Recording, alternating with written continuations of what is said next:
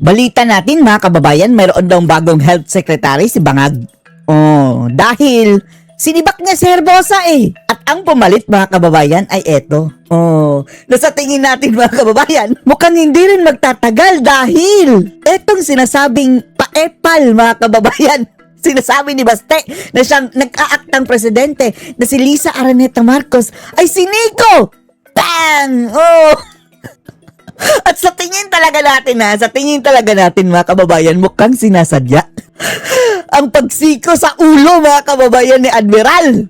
Itong bagong health secretary, katatalaga lang mga kababayan. Bad trip agad kay Madam. Bad trip ka sa akin. Yan talaga siguro ang sasabihin ni Admiral mga kababayan. Panoorin nyo po ha. O, pansinin nyo mga kababayan ha. Thank you very much, our health secretary. Oo, bagong health secretary ha. Tingnan nyo, pansinin nyo kung anong mangyayari. Pagdaan niya, tapat ni Lisa mga kababayan. Secretary Bricks Pujalte Jr. Boom! Sa pool ang palaka! Replay natin ha. Replay ha. Tingnan nyo oh. Oh! Yep! Boom! Napaaroy si Lisa. At sa tingin natin ha, mukhang sinasadya mga kababayan dahil tiningnan pa niya eh. Tingnan nyo maigi ha. Oh, tingnan nyo maigi ang mata niya ha. Secretary Bricks Oh? Secretary Tingnan nyo naka-side eye siya mga kababayan ha. Tiningnan niya si Lisa. Alam niyang natayuko mga kababayan. Ano yan? Pujalte Jr. Pag! Si Nico! Itsura! Sabay! Sorry. Nasiko sa ulo. The Public Works Ang bangag ko. Highways Ay, Secretary nako. sa Tinju. Ayan na. Bad trip na siya sa akin, si Lisa. Sa tingin talaga lang ha, hindi tayo naniniwala mga kababayan na hindi niya nakita. Tingnan nyo ha. Oh? Secretary Tingnan yung mata Tingnan nyo Tiningnan si Lisa mga kababayan, nakatitig. Imposibleng hindi niya makita. Malaki ang space mga kababayan na pwede niyang paglakaran dyan. Talagang tinitigan niya. Target locked. Bricks Pujalte Jr. Malakas. May buto pa yan dito mga kababayan. Napahawak na lang sa ulo. Si Admiral mga kababayan. Buisit. Sabi siguro ni Admiral, humanda ka sa akin. Bilang na ang araw mo. Bilang na. Maliligayang araw mo. The Public Works and Highways Ay, nako. Secretary Ay, nako. Ayan na, nag-tweet agad siya mga kababayan, nasiko ko. Anong tinweet mo? Tinext mo, nasiko ko. Nasiko ko na ang palaka. Good job sa'yo. Sana next time gawin mo ulit yan para wala ka. Waka ikaw ng pagbintangan na nag-threat ka kay Bangag at kay Lisa. and the distinguished guests. Tsura Ito si Madam mga kababayan, ang asim ng itsura. Ladies and gentlemen, Ang magandang asim. tanghali po sa inyo lahat. Diyos ka Lord. Ayan na. Ito yung umpisa mga kababayan. Friendship pa sila ha. Pagpasok nila ito mga kababayan bago pa nasiko. Masaya pa sila ha. Masaya pa sila dyan. Only later on mga kababayan, asar na si Lisa dahil nasiko ang ulo niya. Tingnan nyo. Napaka-lousy no. Ito si Lisa mga kababayan no. Nasa kanila na ang bilyon-bilyon mga kababayan. Pera. Walang ka. Diyos ko Lord. Ito kasi yung nagyayabang mga kababayan na you cannot afford me. Diyos ko. Dahil napaka-New York daw mga kababayan. Parang sinabi niya mga hampas lupa kayo. Busbusing! Diyos ko Lord. Parang busbusing lang talaga mga kababayan. Ayan. Ano na naman kabangagan dyan?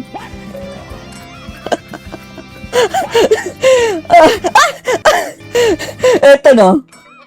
Walang panahon mga kababayan na hindi talaga ito magkakalat si Madam Lisa. Kahit gaano kaseryoso ang itsura mga kababayan. Seryo-seryo siya kahit anong event. Maya-maya niyan, biglayang parang mandidila, ganyan-ganyan, magtalon-talon. Ano ba to talaga si Madam? Hindi talaga galawang New York mga kababayan. Oh, ayan, oh. Sabi na nga ba? Oh, cha-cha-cha. Oh, tingnan nyo, ha? Ah, bigla. Ang wisit. Ang wisit. Ano ba talaga ito? Oo, ayan. Ganyan na. Biglang parang nag-epilepsy. Oo. Krrr. Parang nakuryenteng palaka lang. Aliwal talaga. Andyan si Boy Turo, oh. Kanyang master na si Master Turo. Oh. Ay, magmano pa. Animal ka Dison. Ayan, tingnan niyo si Lisa, oh. Tingnan niyo si Lisa, oh. Ano ka?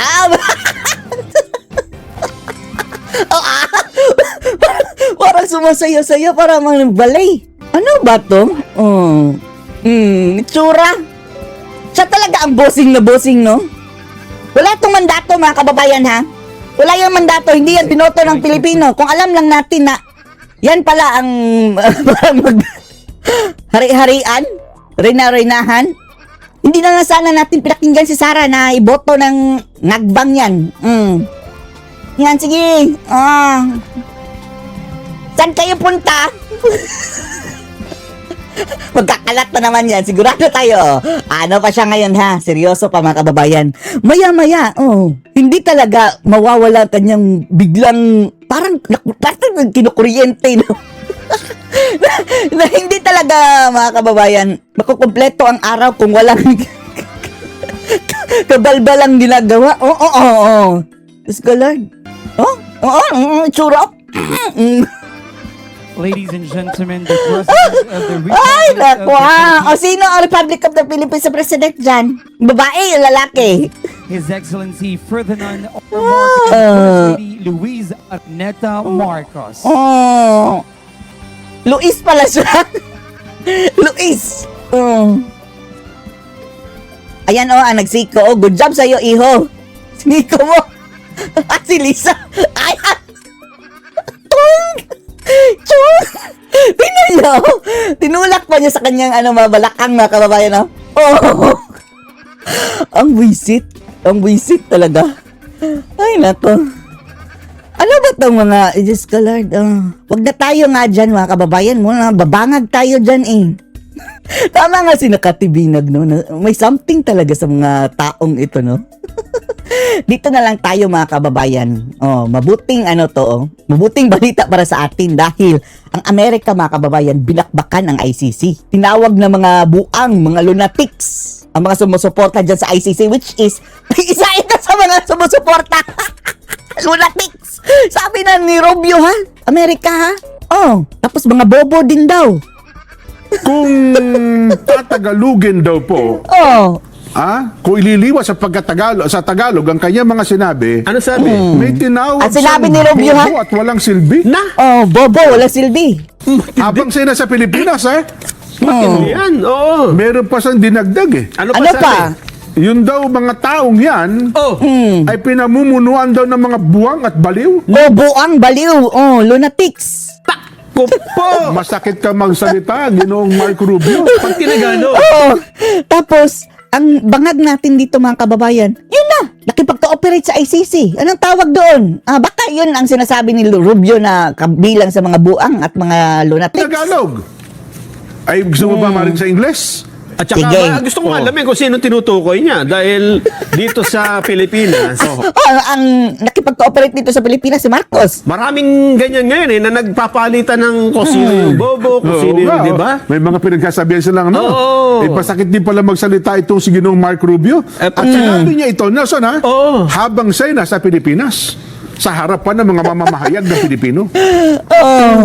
Di ba nakipag-usap siya kay Pangulo? Oo, kay Pangulo. Gusto na i-dissolve nila, mga kababayan, ng Amerika ang ICC? Hindi naman siya yung sinasabi. Hindi.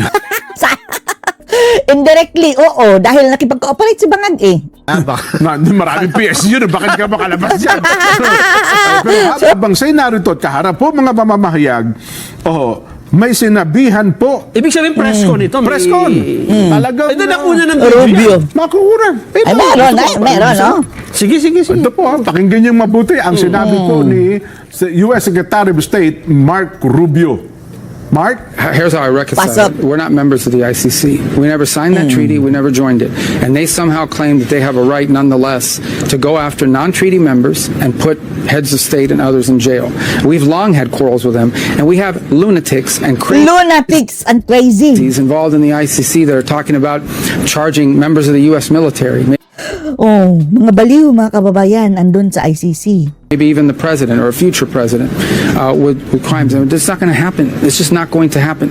We are not members of that court. We never signed on to that treaty. Kanila talaga i-dissolve yan, mga kababayan, dahil kung hindi nila yan i-dissolve ngayon ha, bago bumaba si Trump ang kakasuhan, mga kababayan, ikukulong. Lalong-lalo na ang susunod sa kanya parang hindi na supporter o kaalyado ni Trump. Talagang hibas-rehas yan sa ICC si Trump. Kaya ngayon palang i-dissolve na yan nila by hook or by crook. Nakita na nila kay Tatay Digong yan Sabi nila, si Duterte nga pagbaba, pinakulong sa ICC. Ganyan din ang gagawin ni kay Trump, mga kababayan. So si Trump ngayon gusto na yung i-dissolve bago mag-2028. They need to understand that if people want to sign and be a part of that stupid organization, they can. Stupid, But we're not going to be a stupid. part of it, and they're not going to apply their jurisdiction to Americans. That's just not going to happen. We're not going to tolerate it now or in the future, and we've warned them about it repeatedly. And now they're going to see the consequences of ignoring us. Ayan. Lunatics and crazy. Crazy, ang Ang lunatics. sabi niya sa ICC, Stupid pa ha, stupid. press conference dito bobo. sa Maynila, ito daw pong ICC ay stupid organization run by lunatics and crazies. At ang makikipag-cooperate dyan, the same, mga kababayan, stupid, lunatics, and crazy. Muna. Mga baliw, ibig sabihin, Mga baliw! Mga buhak! Kung ililipat po natin sa Tagalog. Ba't tayo nagpadala ng Pilipino doon para doon litisin? Buang din ang nagpadala, nagkidnap pa. Yung mga buong pala yung naglilitis doon. Kabilang, kasama ang buang, mga kababayan. Anong gawing hatol doon? Ayun na nga. Baka ang gawing hatol doon, purutin hanggang sa... Nako. Oh? Yan ang sabi niyo. Tindi, Tinawag nitong bobo at walang silbi stupid. na organisasyon ng ICC na pinamumunuan daw po ng mga taong buwang at bali. At sinabi niya na walang jurisdiction daw po ang ICC sa mga Amerikano dahil hindi sumali ang Estados Unidos sa Rome Statute na ito. Di ba? At Sige, i-dissolve nyo na ng Trump sa lalong madaling panahon dahil ikaw ang ikukulong niyan sa 2028. sa kabila, ayon ito, iginigiit pa rin umano ng hukuman na may kapangyarihan itong usigi ng mga sundalo, opisyal, at Pangulo ng Estados Unidos.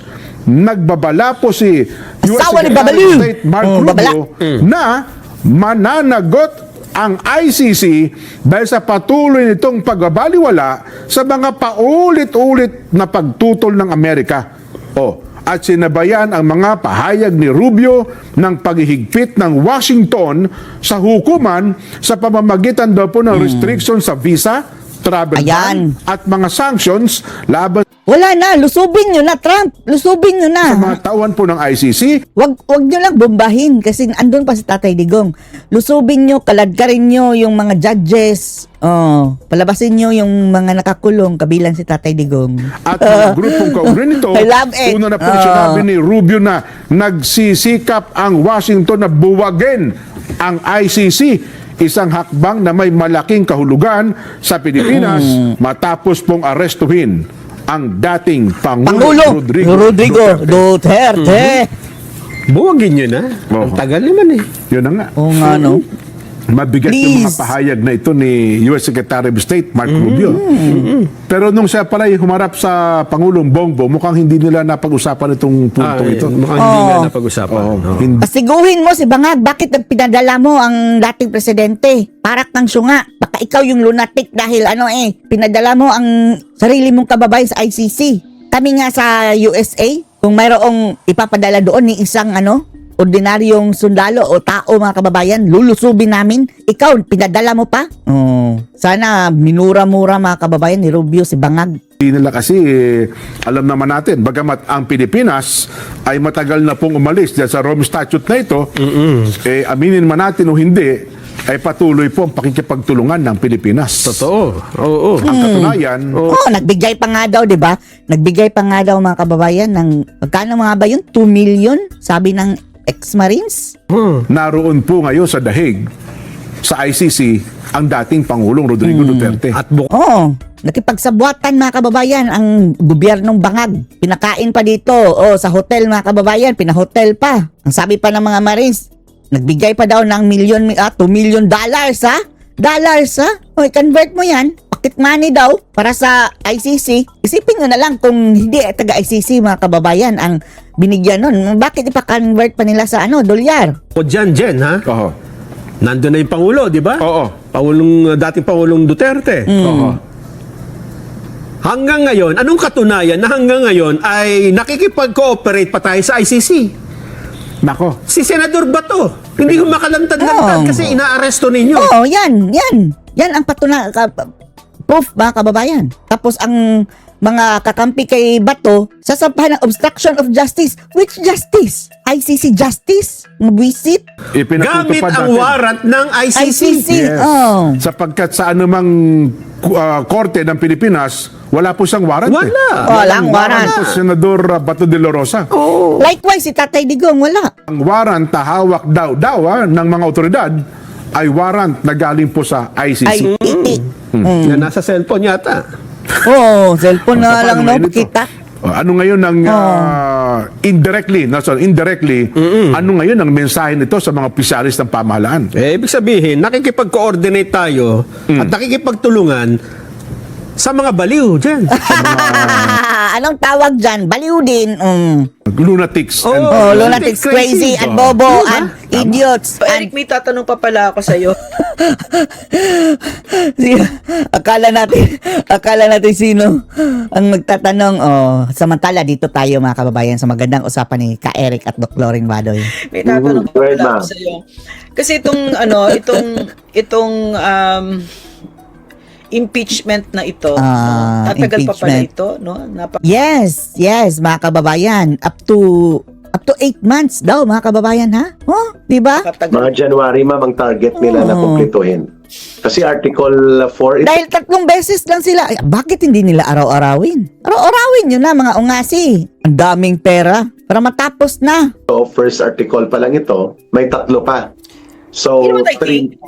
Oh, Ma'am? tapos ano pa lang yun mga kababayan ha, ang nag-present mga kababayan ha, prosecution pa lang. Magpipresent din mga kababayan ng mga witnesses ang depensa at maglalatag din sila ng kanilang argument mga kababayan. Malayo pa talaga. I think, go ahead, ma'am. lalong magagalit ang tao dyan. Ginagalit nila Oo. ang tao. Kasi, Useless. nagugutom, and then on top of that, we're entering yung bagyo na season. Tapos Isa pa yan. kayo? Isa pa. Mag-impeachment kayo? Diyan yung ginagastos ang pera ng taong bayan. Nakakagurat.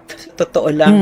Nakakabwisit. Nakakagalit. Pero ma'am, pwede na ma-dismiss ito lahat Kung na-maintain sana, ma'am, ang independent Senate. Hindi na Hindi. dapat nag-proceed sa trial, hindi. Nakuha, inagaw talaga. Now, Oo nga no, kung andyan pa sila Bato mga kababayan, sina Jinggoy, at saka hindi pa nakialam, hindi nanakot, dismiss na to. Outright mga kababayan, nang walang trial. understand mga kababayan, ha? Yeah. Na hindi yun kaya Wag na bangalik aksaya. Tapos yung 25 million per day, itulong na lang sa mga nangangailangan. at kayabangan lang nila Gatchalian at nila Lacson. No, may ipinaglalaban talaga kasi kung nanatili na 13 ito at hindi pinakialaman at hindi dinurog ni Marcos ang kalayaan at malayang Senado, na-dismiss na sana ito. By way of voting, ma'am, madi-dismiss yan kung Hindi na ang yung trial. majority ay independent mula doon sa tali sa liig at hawak sa ilong ni Marcos ngayon sila. Yung kagandahan kasi na nakikita ko ngayon, bukong-buka Walang talaga yung maganda. mga Marcos senators, kung sino sila J.V. Ejercito, yung mga yan, di ba, si Zubiri. So, yan mga visit na yan. Huwag nyo lang iboto yan ha. Panahon na para ibasura yung mga salot na yan mga kababayan. Matagal na yan silang nagpakasasa dyan sa pwesto mga kababayan Panahon na para i-discard these old idiots. Po brothers. natin sila. Tulfo brothers. Oh, yan Babawiin natin talaga sila. mga tulfo. People think that for some reason I'm so enraged with Lito Lapid. No, he's been there for 20-something years. Aksaya sa pera si Lito Lapid mga kababayan. Walang silbi, in short. tapos Sayang. useless, no? Useless. Napaka-useless na tapos meron ka sanang gamit ngayon, doon ka pa kumampi, gago ka talaga. Diba? Ubag. So, Pantado. pero Ito na lang sana, ang bag sana ni Lito Lapid, mga kababayan, na pumanig siya sa tama. Doon pa siya sa magnanakaw, mga kababayan. tayo naglagay dyan eh, di ba? Ang lalaki pa naman ng, insertion. Naglagay dyan eh. So, Yung kay Katunying, mga kababayan, si Lito Lapid, isa sa mga pinakamalaking insertion. Correct. nakita ko kasi yung yung survey ng senators no na lumabas sa Pulse Asia Ay, peke yan. yun. Peke. Diyan pa rin ng Tulfo, talaga. Peke. Oh, di yan.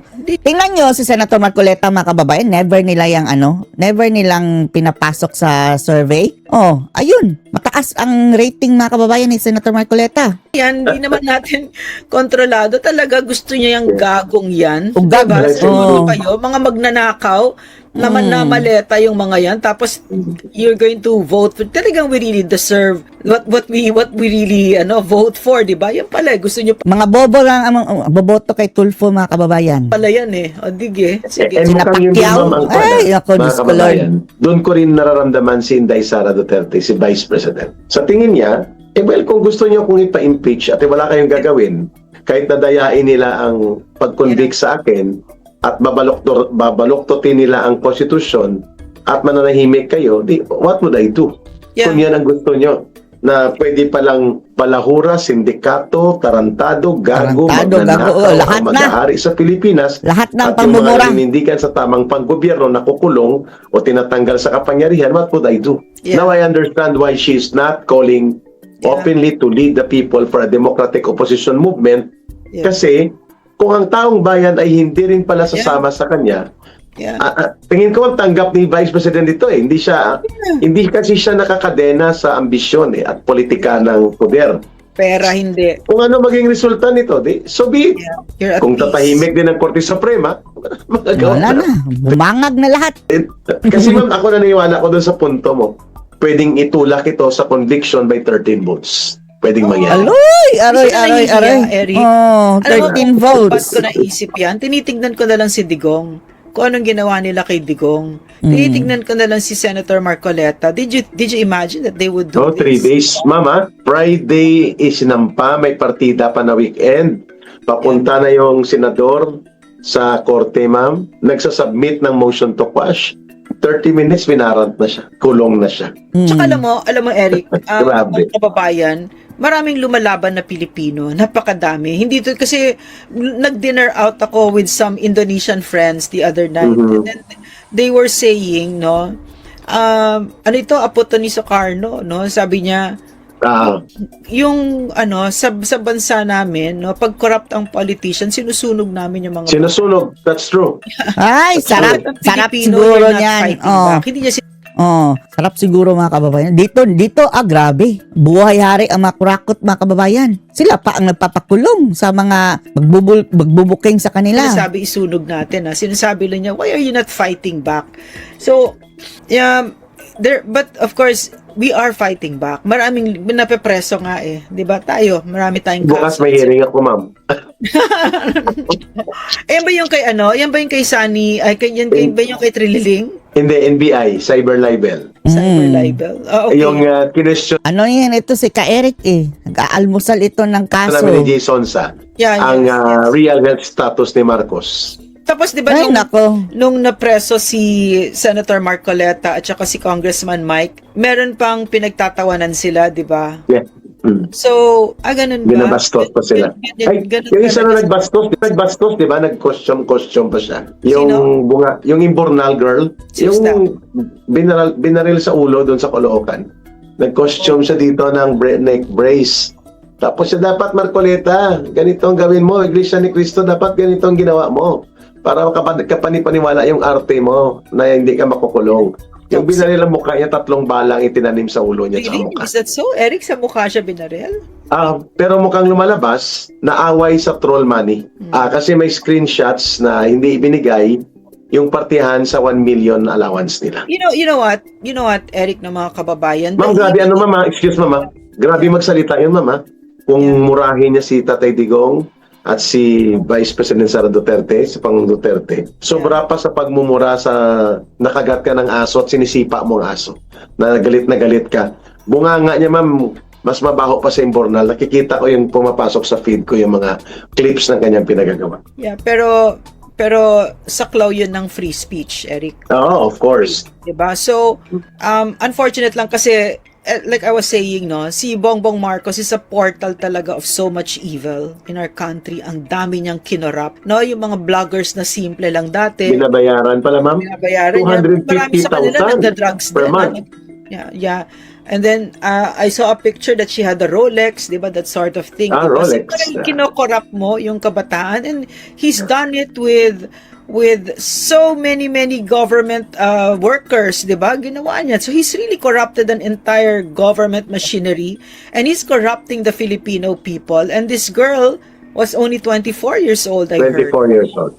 No? So, biro mo, because of troll money. No, that's our money, di ba? So, Which confirms, ma'am, yung sinabi mo nung nakaraan nating episode, sa previous episode, na siguro billion-billion ang ginagastos nila buwan-buwan mula sa pundo ng mamamayan, yeah. pinapalusot nila sa confidential fund nila, sa Office of the President, and they're paying billions of money every month para lang magsira ng mga pagkatao at pangalan at integridad ng mga Duterte group, Duterte leaders, na tapakabastos talaga mga lingwahe na ginagamit. You know what, no, Eric, no? I was thinking about this no the other day kasi marami sumusulat sa akin na awa sila kay Vice President. Kawawa naman, talagang lalo pa with this opening of the bank accounts, bababuyin siya, ganyan, ano. Alam mo, ang perspective ko kasi diyan kaya ng Vice, it's what you sign up for when you join government. There's a government. At mukhang ready siya, ma'am. Ready siya. And not only that, parang when 32 million people vote for you, that's a privilege. It's really a privilege that you,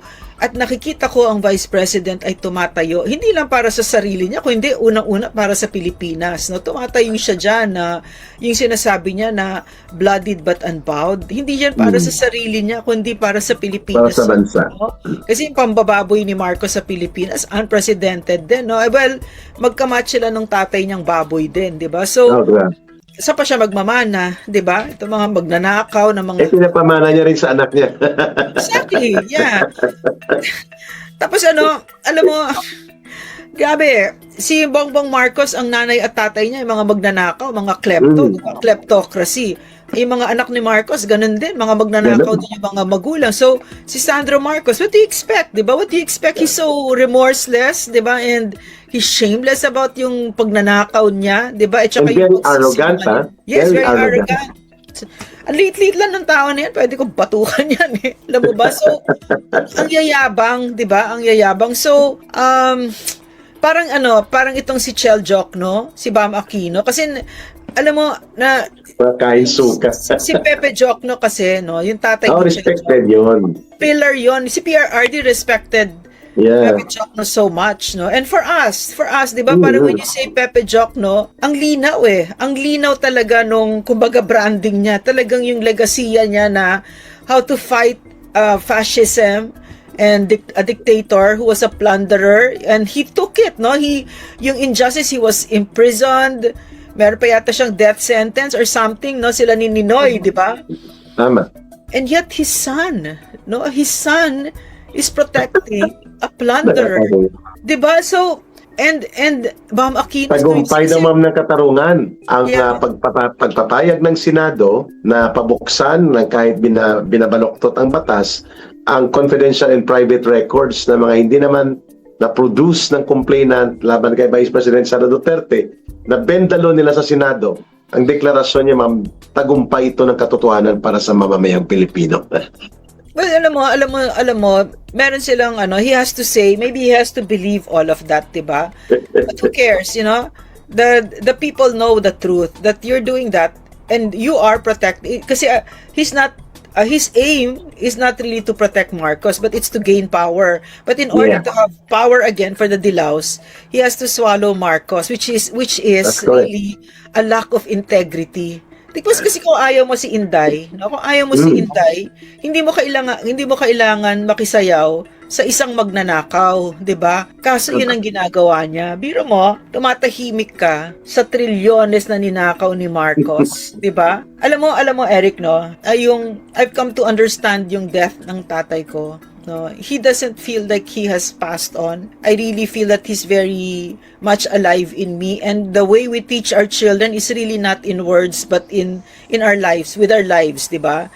And my father, when he was congressman, and even when he was in CONCON delegate siya, kaaway na niya si Marcos, no? Nagsalita talaga siya against Marcos. Kinalaban niya talaga si Marcos. Kahit Supreme Court, kinalaban ng tatay ko.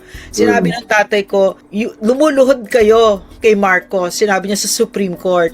Kasi pumayag sila na i-withhold mo na yung habeas corpus. I-suspend I-suspend yung writ of habeas corpus. yung writ of habeas. So, galit na galit yung tatay ko. So therefore, Kasi epekto nun, ma'am, massive arrest without going to the court.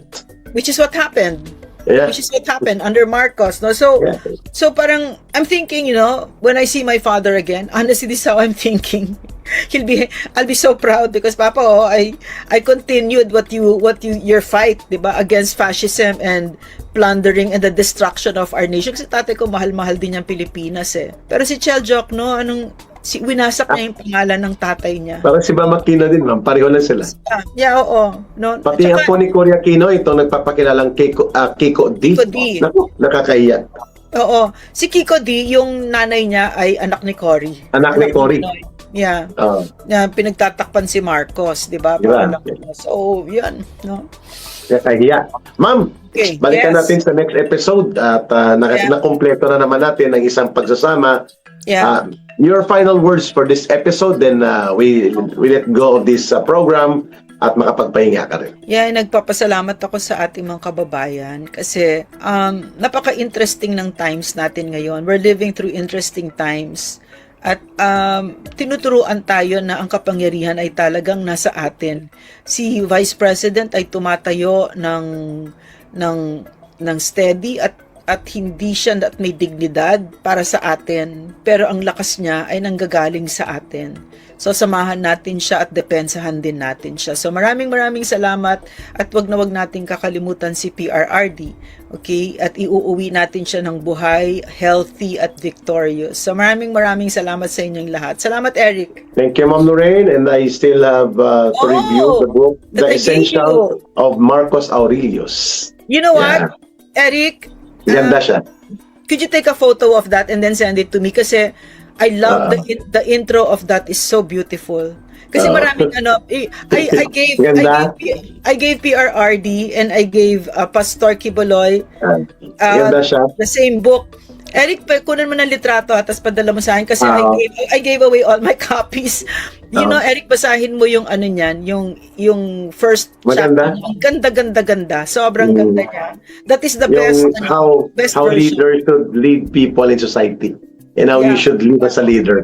Ganda. Yeah, yes, ganda. Thank you, Eric. Pero mayroon din siyang kasabay, pero binabalanse ko na kung paano nag-grow ang isang society sa isang liderato na mas strong. Ang positive lang pinili ko. Si Mau. Si Mau Aplaska. Maganda pa rin ito. Pengin ang picture niyan, Eric. Kailangan ko bumili. Oo, ma'am.